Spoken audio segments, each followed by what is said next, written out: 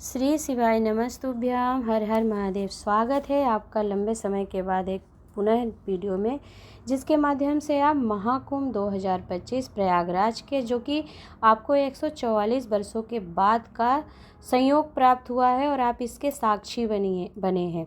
तो देखिए, सर्वप्रथम तो आप है ना अपने भाग्य की सराहना कीजिए कि आप सभी एक ऐसी पीढ़ी में जन्म लिए कि जिसमें हमने श्री राम भगवान को प्रतिष्ठित होते हुए देखा, उनकी पावन धरा अयोध्या में।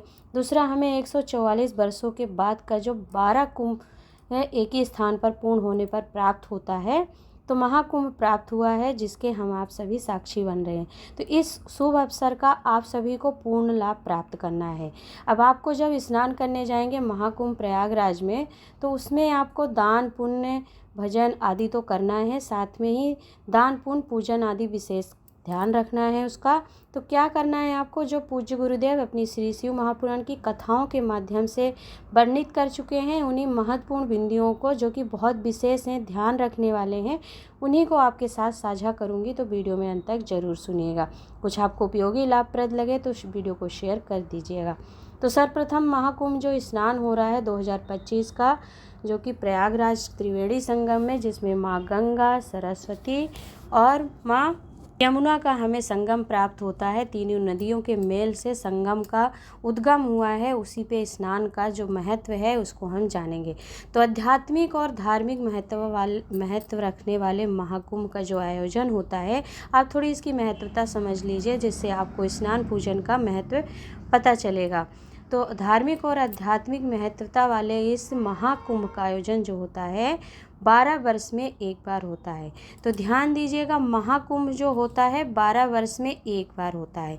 कहाँ कहाँ होता है? प्रयागराज में होता है, हरिद्वार में होता है, गंगा नदी के तट पर प्रयागराज त्रिवेणी संगम पर, उज्जैन में माँ क्षिप्रा नदी के तट पर, और नासिक में माँ गोदावरी के तट पर यह महाकुंभ का आयोजन होता है। जब एक ही स्थान पर 12 वर्ष का महाकुंभ, अर्थात 12 वर्ष में जब 12 बार महाकुंभ पड़ जाता है जिस स्थान पर, उसको फिर महाकुंभ कहते हैं। जो कि इस बार प्रयागराज त्रिवेणी संगम पर 12 बार महाकुंभ पड़ चुके हैं पूर्व में, और अब 144 वर्ष के बाद यह है 12 महाकुंभ पूर्ण होने पर महाकुंभ प्राप्त हुआ है। तो इसमें स्नान करना तो जायज़ है, और हम सभी सनातन धर्म को मानने वाले, उनको पूजने वाले जो व्यक्ति हैं, जो पुरुष हैं, उनको अवश्य जाना चाहिए स्नान के लिए।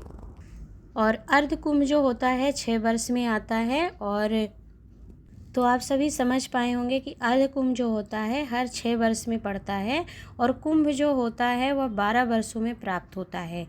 और जब 12 वर्षों का पूर्ण हो जाता है कि स्थान पर कुंभ, तो उसे महाकुंभ अर्थात पूर्ण कुंभ के नाम से हम जानते हैं।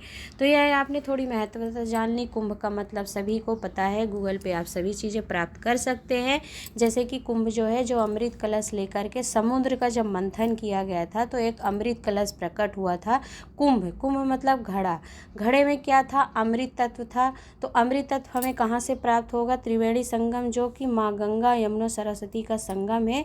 जब समुद्र मंथन हुआ तो 12 दिन के लिए समुद्र मंथन हुआ था, और इन 12 स्थानों पर अमृत तत्व गिरा था। तो आप समझ सकते हैं कि इस धरा का क्या महत्व है, कितनी पावन है, जहाँ पर अमृत तत्व की बूंदें प्राप्त हुई थी। और उस धरा पर आप स्नान करने जा रहे हैं तो आपको पूर्ण फल प्राप्त होता है।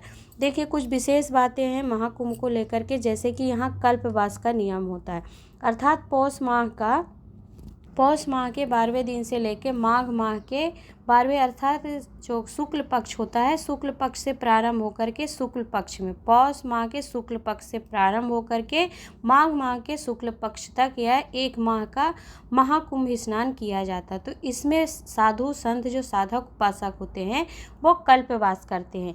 कल्पवास क्या होता है कि 1 माह तक वहाँ पे रहना और सात्विक भोजन ग्रहण करना, और भगवत का स्मरण करता था, भगवान के नामों का स्मरण करना, ब्रह्म मुहूर्त में स्नान कर लेना, और संध्या शाम का जो प्रदोष काल होता है उसमें स्नान आदि करके संध्या आरती भजन कीर्तन भगवान का स्मरण करना 1 माह तक, और अपनी इंद्रियों को संयमित करना। जो आपकी कर्मेंद्रियां हैं, ज्ञानेंद्रियां हैं, उनको संयमित रखते हुए किसी भी पाप का, किसी भी अशुद्ध विचारों को त्याग करके अपने शुद्ध विचार और शांति से हम कल्पवास करते हैं साधु संत महात्मा। तो आप और हमारे लिए कल्पवास 1 माह का कर पाना वहाँ पे प्रयागराज में संभव नहीं है।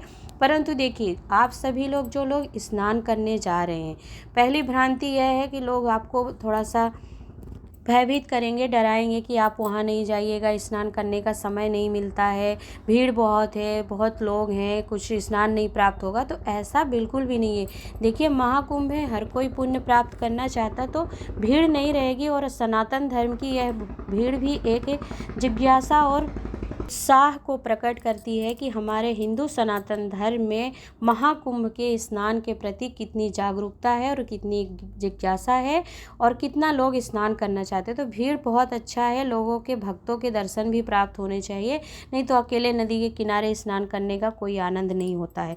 तो आनंद भी है, सुख भी है इस स्नान में, महाकुंभ में। तो भीड़ से डरना नहीं है। देखिए, बहुत सरल है, आपको सारे दर्शन होंगे। बस आप जहाँ से भी, जिस भी स्थान से आप प्रयागराज में स्नान करने पहुंच रहे हैं, तो ध्यान कर दीजिएगा, प्रयास करिएगा कि आप सुबह के सुबह पहुंच जाते हैं। तो संगम द्वार से प्रवेश करते ही आपको मान लीजिए कि मैक्सिमम 10 किलोमीटर मैं कह रही हूँ, पर 8 किलोमीटर की दूरी पर ही आपको घाट प्राप्त हो जाते हैं। और वहाँ पर बहुत अच्छी सुरक्षा व्यवस्थाएं की गई हैं और किसी को कोई परेशानी ना हो उसके लिए कई सुरक्षा गार्ड भी हैं, पुलिसकर्मी हैं, जो आपकी किसी भी प्रकार की कोई समस्या आती है तो मदद करते हैं। व्यवस्थाएं बहुत अच्छी हैं, आपको स्नान जरूर प्राप्त होगा।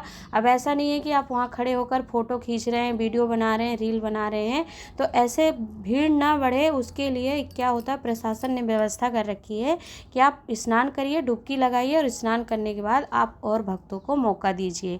तो लोग क्या कह देते हैं कि स्नान करने का हमें अवसर ही नहीं मिला, हम स्नान नहीं कर पाए। तो ऐसा कुछ नहीं है, जितना संभव हो आप प्रयास करिएगा। बाकी देवाधिदेव महादेव माँ गंगा की कृपा होगी तो स्नान प्राप्त होगा और हमारे पाप भी समाप्त होंगे।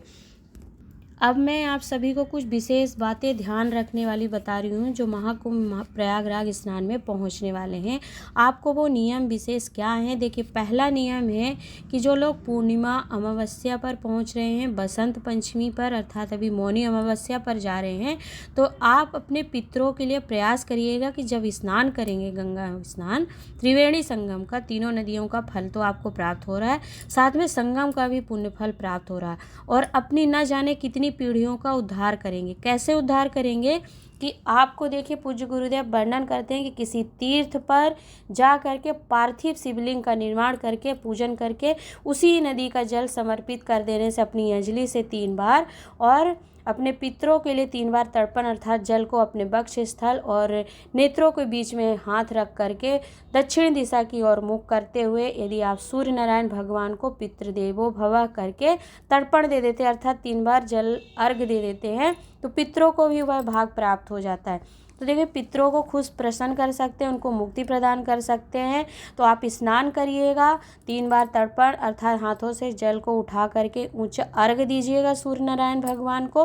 पितरों के लिए दक्षिण दिशा में देंगे और सूर्य नारायण भगवान का ओम गृहिणी सूर्याय नमः करके जरूर दीजिएगा, क्योंकि वो प्रत्यक्ष पृथ्वी पर देवता हैं जो हमें दिखाई देते हैं, तो उनको आप देंगे। दूसरा, घाट के किनारे ही अगर आपको कुछ नहीं मिलता है, मान लीजिए कंकड़ मिल जाए, पत्थर मिल जाए, रेत मिल जाए, तो थोड़ा सा उसको अपने हाथ से शिवलिंग की आकृति का उठा लीजिएगा। यहाँ पे जलाधारी निर्माण करिए। इन सब चीज़ों का वर्णन इतना शास्त्र नहीं करता, बस यदि अंगुष्ठ आकृति का शिवलिंग उठा करके रेत को इकट्ठा करके उसी जल को ला करके त्रिवेणी संगम का जो जल है 3 बार समर्पित करके और एक दीप घाट पर प्रज्वलित करके, किस ओर दीपक का मुख होना चाहिए? यदि आप पितरों के लिए कर रहे हैं तो दक्षिण दिशा की ओर होना चाहिए, या फिर आप अपने सुख शांति के लिए, धन संपदा वैभव प्राप्ति के लिए, क्लेश विनाश के लिए कर रहे हैं, तब आप किसी भी दिशा में दीपक प्रज्वलित कर सकते हैं। बस ध्यान रखना है, सुख शांति आदि सभी के लिए आप दक्षिण दिशा में यदि लंबी बाती का दीप घाट के किनारे लगाते हैं तो आपको सभी सुख प्राप्त होते हैं। तीसरा चीज़ आप क्या कर सकते हैं कि दीपदान कर सकते हैं। जो लोग पूर्णिमा पर जा रहे हैं, मौनी अमावस्या पर जा रहे हैं, तो आप प्रयास करना, देखिए घाट के किनारे फूल पुष्प बेचने वाले आते हैं, आपको वह प्राप्त हो जाएगा। परंतु आप कोशिश करिएगा कि अगर एक दिन भी रुकते हैं आप वहाँ पर, या एक ही स्नान करते हैं अर्थात सुबह का स्नान कर रहे हैं और रात्रि का अर्थात संध्या काल का स्नान नहीं कर पा रहे हैं तो एक छोटी सी शीशी में, डब्बी में आप थोड़ा अपने घर से ही शुद्ध गाय का घी मिल जाए तो कृपया करके आप उसे ले जाइएगा।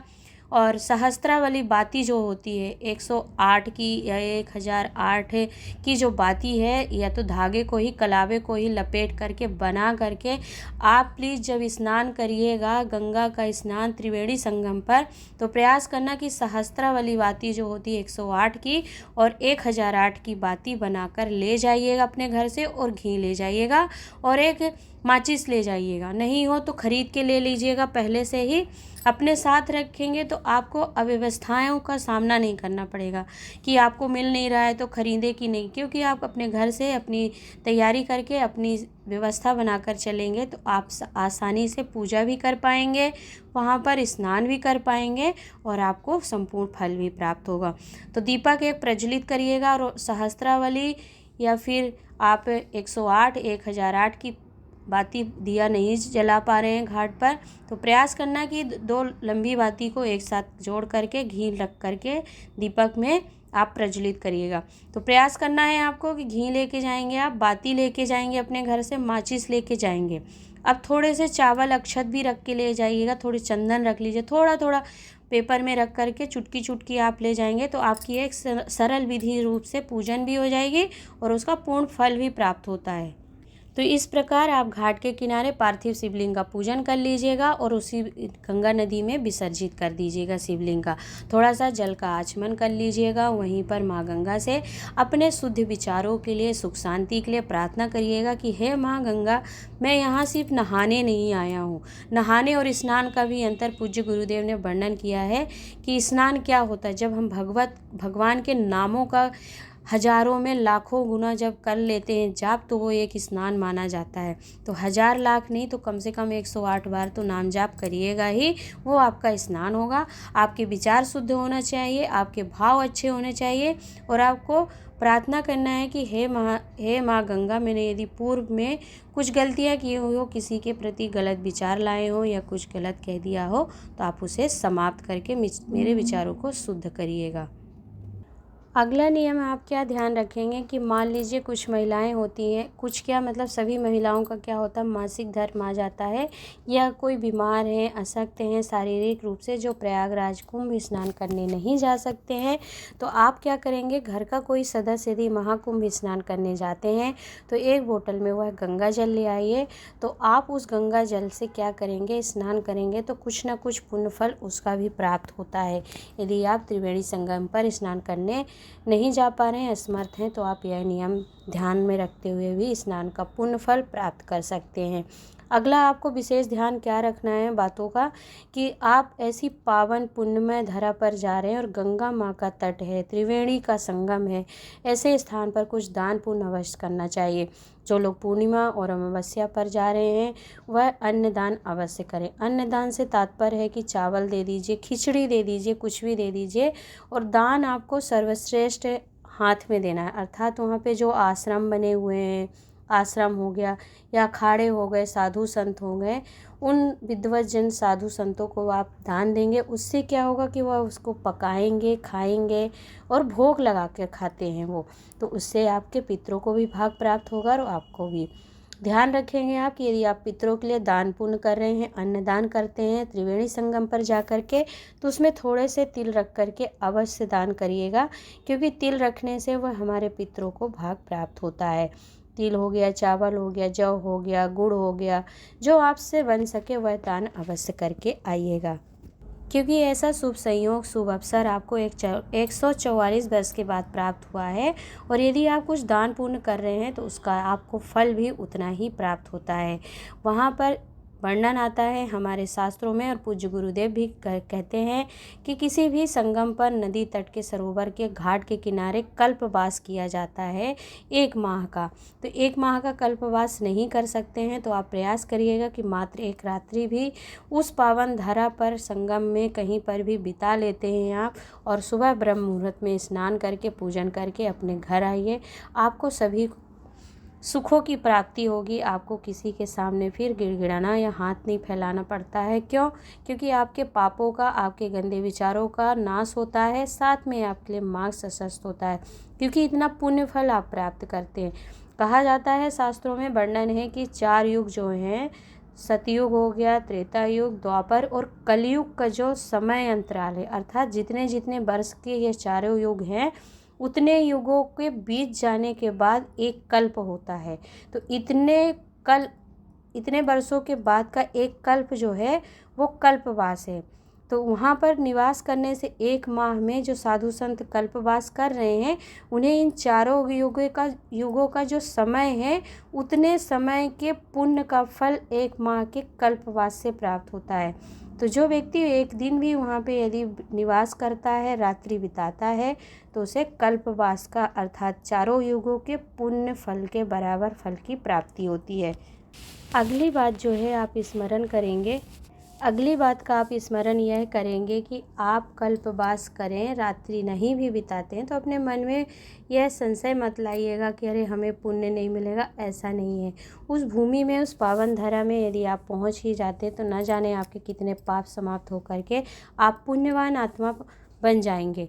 तो यह आपको कुछ नियम थे। पूज्य गुरुदेव अपनी कथाओं में एक बार वर्णन किए थे कि यदि आप किसी तीर्थ संगम कहीं भी जाते हैं, तीर्थों में जो साधु संत महात्मा आते हैं, तो आपको कोई ऐसे बुजुर्ग जिनकी उम्र हो 100 वर्ष से ऊपर, ऐसे कोई बुजुर्ग साधु संत मिल जाएं, तो प्रयास करना कि उनके चरणों की रज अपने मस्तक पर जरूर चढ़ाना। तो यदि आपको ऐसे किसी साधु संत महात्मा के दर्शन हो तो यह आप नियम करके आइएगा। उसके भी कई अनगिनत फल हैं, जो कि आपको आगे कभी वीडियो में ज्ञान प्राप्त हो जाएगा कि क्या फल होता है।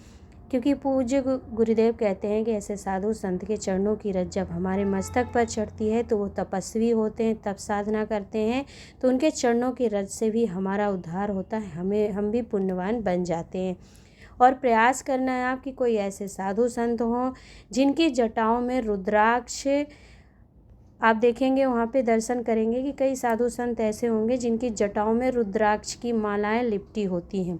तो जो बिल्कुल शांत स्वभाव के, निर्मल भाव के संत हों, साधु हों, महात्मा हों, और बिल्कुल उनका मन विचार शुद्ध लगता हो और उनकी वाणी में मिठास हो, उनसे आप यदि बहुत बुजुर्ग और बहुत ही जाने माने संत हैं, इससे मतलब नहीं है, बल्कि उनकी उम्र अर्थात 100 वर्ष से ऊपर अगर उम्र है तो साक्षात शिव स्वरूप होते हैं।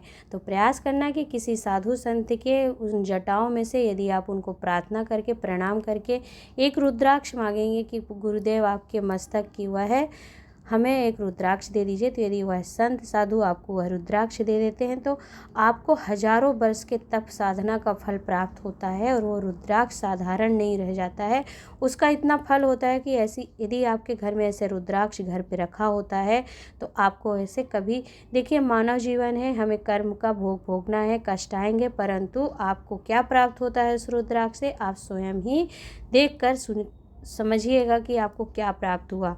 तो ऐसे कुछ नियम हैं जो आप यदि प्रयागराज महाकुंभ में स्नान करने जाते हैं, उन नियमों को लेकर के चलते हैं, तो आपको पूर्ण फल की प्राप्ति होगी। तो महाकुंभ स्नान आप सभी जरूर करिएगा, क्योंकि आप इस महाकुंभ के 144 वर्षों के बाद का जो शुभ अवसर महासंयोग आपको प्राप्त हुआ है, इसके आप साक्षी बने हैं, तो इसका पूर्ण फल प्राप्त करिएगा।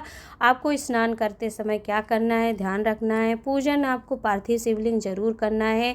अंगूठे को उठाकर ही यदि आप दाएं हाथ के 3 बार जल डाल करके और फिर भगवान का स्मरण कर लेते तो वो भी पार्थिव शिवलिंग पूजन में आता है। तो यही कर लीजिएगा, पर करिएगा जरूर, दान जरूर करिएगा। पूर्णिमा, अमावस्या, बसंत पंचमी या जब भी स्नान करने आप पहुंच रहे हैं प्रयागराज में, तो पुण्य दान अवश्य करिएगा पुण्य प्राप्ति के लिए। दूसरा है, आपको वहाँ कुछ नियम जो बताए हैं कि जैसे रुद्राक्ष प्राप्त करना, चरण की रज करना, घाट के किनारे की रज को अपने मस्तक पर चढ़ाना, यह सभी नियम करके आइएगा। क्योंकि कभी कभी क्या होता है कि हम जाते तो हैं पर हमें यह स्मरण नहीं होता है और भूल जाते हैं, इसीलिए यह वीडियो आपके लिए बना रही हूँ। तो इसको सुन करके ध्यान में रखते हुए आप महाकुंभ स्नान करिएगा। साथ में यदि आप दीपदान करेंगे तो आपकी कोई विशेष कामना होती है या किसी कामना की सिद्धि के प्राप्ति के लिए आप महाकुंभ में स्नान करें तो ध्यान रखना जिस ओर से नदी का जल बह के आ रहा, अर्थात जिस तरफ बह के जा रहा उस तरफ आपको मुख नहीं करना है। जिस तरफ से जल बह कर के आ रहा है उस तरफ अपने मुख को रख करके लंबी बाती लगा करके एक दीपक आप घाट के किनारे अपनी कामना करके प्रज्वलित करते हैं तो आपके पितृ तृप्त होते हैं, क्योंकि नदी किनारे या घाट के किनारे या संगम में जब हम दीप जलाते हैं तो उससे हमारे पितरों को पिंड तर्पण तिलांजलि सभी प्राप्त होता है उस दीप के प्रकाश से।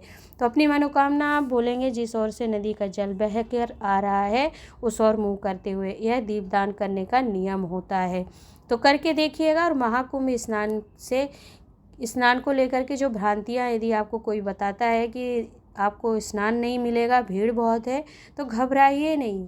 देखिए, आप जब प्रयास करेंगे, नियम बनाएंगे तो देवाधिदेव महादेव माँ गंगा स्वयं उस नियम को पूर्ण करने के लिए अग्रसर होती हैं। बस आपको प्रयत्न करना है। तो कुछ लेकर के वीडियो में यदि आपके कोई प्रश्न हो, कुछ मन में विचार आए, संशय आए तो पूछिएगा, हम उसे बताने का प्रयास करेंगे। वीडियो को शेयर कर दीजिएगा जिससे अधिक से अधिक लोग वीडियो का लाभ प्राप्त कर लें। आज के लिए इतना ही। मिलती हूँ एक नई वीडियो नई जानकारी के साथ। तब तक के लिए हर हर महादेव, नमः शिवाय, हर हर गंगे।